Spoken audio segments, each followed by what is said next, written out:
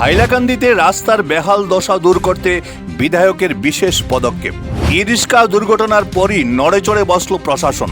দ্রুত সংস্কারের আশ্বাসে স্বস্তির নিঃশ্বাস ফেললেন শহরবাসী। আপাতত টেম্পোরারি এইগুলা রিপেয়ারিং আমি করে দিচ্ছি।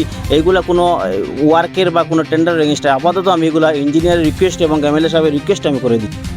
হাইলাকান্দি শহরের পুরো এলাকার বিভিন্ন গুরুত্বপূর্ণ সড়কে দীর্ঘদিন ধরে তৈরি হওয়া গর্ত এবং বেহাল অবস্থার কারণে সাধারণ মানুষ দুর্ভোগের শিকার হচ্ছিলেন।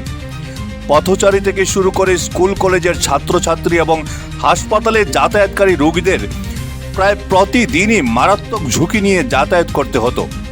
বিশেষ করে ব্যস্ত সড়কগুলোর এই করুণ দশার কারণে প্রতিনিয়ত বড় ধরনের দুর্ঘটনার আশঙ্কা লেগেই থাকত। পরিস্থিতি জটিল আকার ধারণ করে যখন গতকাল একটি ই-রিক্সা রাস্তার একটি বড় গর্তে পড়ে উল্টে যায় এবং কয়েকজন কলেজ পড়ুয়া আহত হন।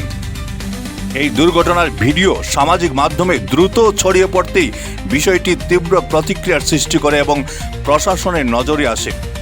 খবরটি হাইলাকান্দির বিধায়ক মিলন দাসের গোচরে হলে তিনি কাল বিলম্ব না করে অত্যন্ত গুরুত্বের সঙ্গে বিষয়টি গ্রহণ করেন। সাধারণ মানুষের এই অবর্ণনীয় দুর্ভোগ লাঘব করতে তিনি তাৎক্ষণিকভাবে সংশ্লিষ্ট বিভাগীয় আধিকারিকদের সঙ্গে যোগাযোগ করেন এবং দ্রুত রাস্তাগুলোর গর্ত ভরাট ও জরুরি সংস্কারের জন্য নির্দেশ দেন। বিধায়কের এই ত্বরিত পদক্ষেপের পর ১৩ নম্বর ওয়ার্ডের পুর সদস্যের প্রতিনিধি চিন্ময় দাসের নেতৃত্বে কয়েকজন পুর সদস্য অবিলম্বে ঘটনাস্থলে উপস্থিত হন। তাদের প্রত্যক্ষ তত্ত্বাবধানে প্রয়োজনীয় নির্মাণ সামগ্রী ও ভারপ্রাপ্ত ঠিকাদারকে এনে শহরের প্রধান সড়কগুলোর গর্ত ভরাটের কাজ শুরু করা হয়। স্থানীয় বিধায়কের এমন দ্রুত ও দায়িত্বশীল উদ্যোগে জনজীবন স্বাভাবিক হওয়ার লক্ষণ দেখা দিয়েছে এবং শহরবাসীর দীর্ঘদিনের ক্ষোভ ও উৎকণ্ঠার অবসান ঘটেছে। শুধু এই একটি রাস্তা নয়, নাগরিকদের নিরাপদ ও নির্বিঘ্ন যাতায়াত নিশ্চিত করার স্বার্থে শহরের অন্যান্য ক্ষতিগ্রস্ত ও বেহাল সড়কগুলো পর্যায়ক্রমে সংস্কার করা হবে বলে আশ্বাস দেওয়া হয়েছে, যা সাধারণ মানুষের মনে স্বস্তি ফিরিয়ে এনেছে। কি বলবো, পুরো এলাকার যেটা বরাদ্দকৃত যেটা কাজ সেটা আপনি পেলেন এবং আজ থেকে দেখা গেছে যে যুদ্ধকালীন আপনি চালিয়ে যাচ্ছেন যেটা কাজ, কি বলবেন আজকে?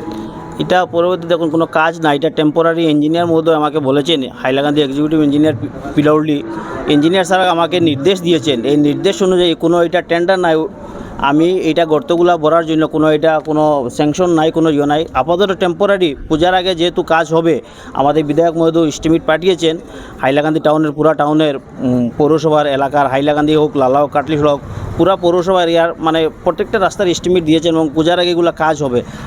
আপাতত টেম্পোরারি এইগুলা রিপেয়ারিং আমি করে দিচ্ছি।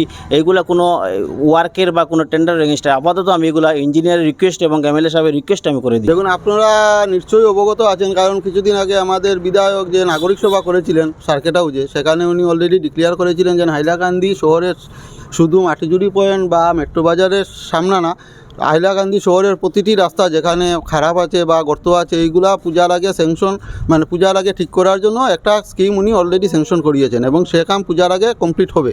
কিন্তু আজকে দুপুরে এখানে একটা দুর্ঘটনা ঘটেছে।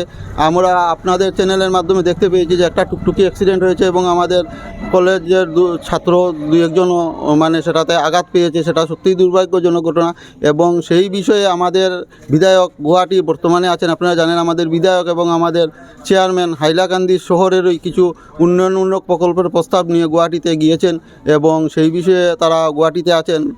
তারপরেও আপনারা এই নিউজের মাধ্যমে ওরা জানতে পেরে ওরা এই বিষয়টা যাতে অতি সত্বর আপাতত একটা টেম্পোরারি সলিউশন যাতে করা যায় স্কিমের কাম শুরু হওয়ার আগ পর্যন্ত, সেই বিষয়ে উদ্যোগ নিয়ে বিধায়ক আমাদের পিডাব্লিউডি ইঞ্জিনিয়ারের সঙ্গে যোগাযোগ করেছেন এবং আমাদেরকে ফোনে যোগাযোগ করেছেন এবং উনি বলেছেন যে পিডাব্লিউডির আন্ডারে এই গাথাগুলা ভরার কাম শুরু হবে এবং আমরাও সেই ব্যাপারে যাতে সক্রিয় থাকি, তাই আমরা এখানে আজকে বিধায়কের আহ্বানে এখানে উপস্থিত হয়েছে এবং আমাদের যে কামের যে দায়িত্ব পেয়েছেন আমাদের ফখরুল ভাই এখানে উপস্থিত আছেন।